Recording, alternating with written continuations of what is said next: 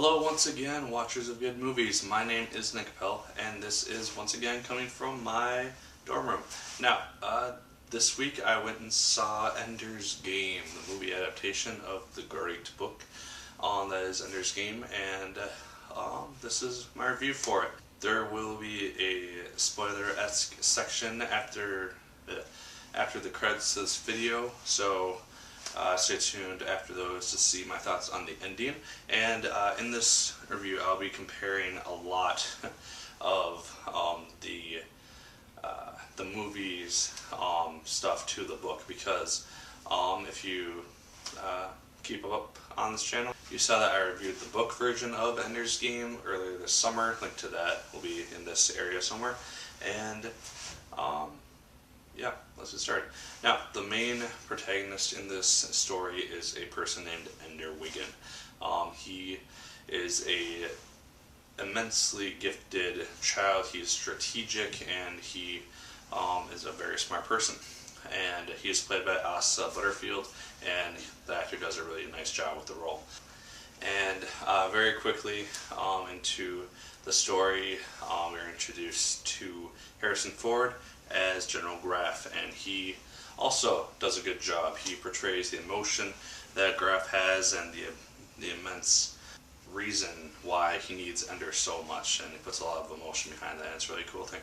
But essentially the premise for this movie is the idea that like 50 years earlier from when the story is set, this alien race came to Earth, assumably to invade it, and they went and attacked, and there's a huge war with Earth.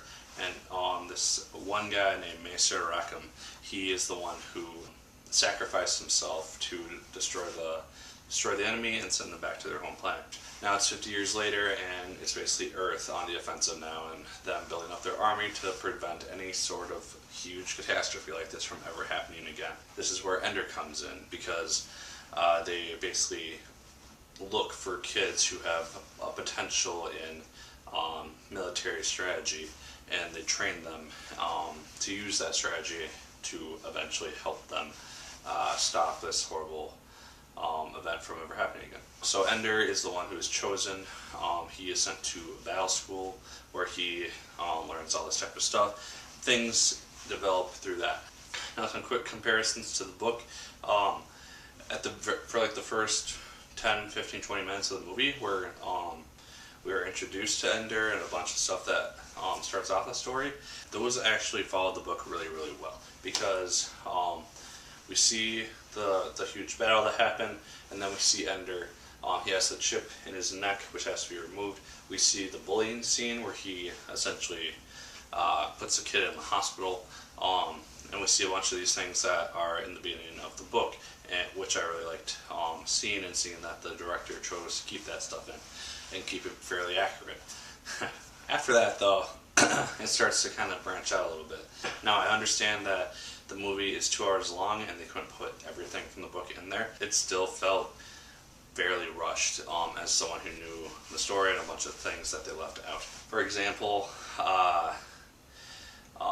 when Ender is in battle school, he is in there for maybe like a week or two, or at least that's what it seems like, because he's in there for like a few weeks. The main events that have to happen, and then something which happens towards like the end of the book happens, and just a bunch of different stuff. So it's not entirely accurate with the book. For example, also they left out a huge side story involving Peter and Valentine, who are Ender's brother and sister, which I found really interesting when I was reading the book.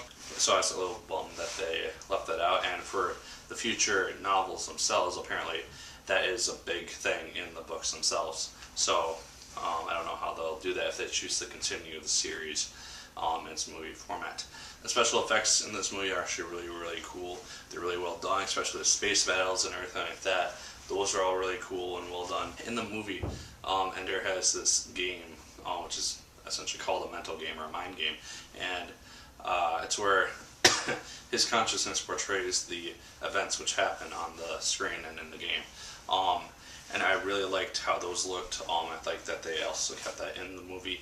I thought it was a really cool thing to see, and while it progressed a lot quicker in the movie than it did in the book, like there's a puzzle with like a giant and two bottles, one's poison and one sends him to fairyland. He essentially figures it out right away. While in the book, it took him a few weeks to get to the point where he actually figured out how to get past this challenge. But again, movies 2 hours long, so they have to kind of get the main things through and done. And so, yeah, overall though, I really did enjoy Ender's Game. It's a fun movie to watch.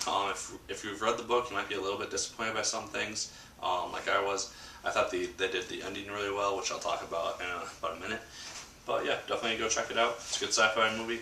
And then read the book if you have not yet, because that'll add a whole bunch of new content for you. As always, like, favorite, comment, and subscribe if you so choose. I'd appreciate it immensely. And as always, my people, my name is Nick Pell, and as always, keep on watching. A hero born, is that what they see? Just medals and scars, so damn proud of me. And I brought home that flag, now it gathers dust, but it's the flag that I love, it's the only flag I trust. And if you are still watching, you're here seeing my thoughts on the ending to Ender's Game, the movie version. Now, essentially the movie ends similar to the book. Ender is in his final test at command school. He has all of his people below him, all of his friends that he's made, basically as his people commanding his troops. And he wins the big battle, he destroys the planet, and he thinks that he's won his final challenge, and now he's going to command the actual war. Turns out, the battles were the actual war. He was actually commanding troops, making sacrifices, and Ender is just heartbroken by this and just filled with guilt because he just committed mass genocide, essentially, without even realizing what he was doing. And the emotion that Asa Butterfield shows in those scenes is actually really cool.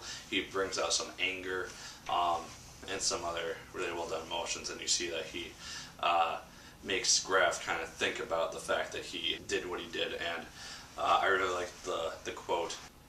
It's something along the lines of, it's not that you won the bet, it's not that you won the war, but how you won it that really matters. So I really like that. I don't remember if that's in the book or not, but I liked it regardless. And now something else which is derived not from the book. Well, it's in the book, but it takes place in a different fashion. Ender essentially goes back to his mental dream in which he sees Valentine in the mirror and the snake, and puts the pieces together that this is where the queen of the enemy has been living. And it turns out, oh, it's on this planet that he's been stationed on for a while. That's different than the book as far as I remember. In the book, Ender is about 40 or so. He's living on a random planet with Valentine, and he comes across this alien species. Again, I understand why they did this, basically so that if they want to make more movies, they can continue the series this way. But it was a little bit annoying for a person who has read the books. It essentially ends with him going on a peacekeeping mission and trying to find another homeworld for this alien race. Overall ending, it works. For like my friend who I saw it with, he really liked it because he hasn't read the book. So it was just, he went into it with blind eyes. But as someone who has read the book, I was a little bit disappointed with it, and I would have liked a little bit more closeness to the actual story in terms of how it all ended up playing out. Yeah, that's my thoughts on the ending. Let me know your thoughts on the movie version of Ender's Game. Once again, check out my book review of Ender's Game up here somewhere, if you so choose. Once again, like, favorite, comment, and subscribe if you so choose. I appreciate it immensely, and my name is Nick Pell, and once again, keep on watching.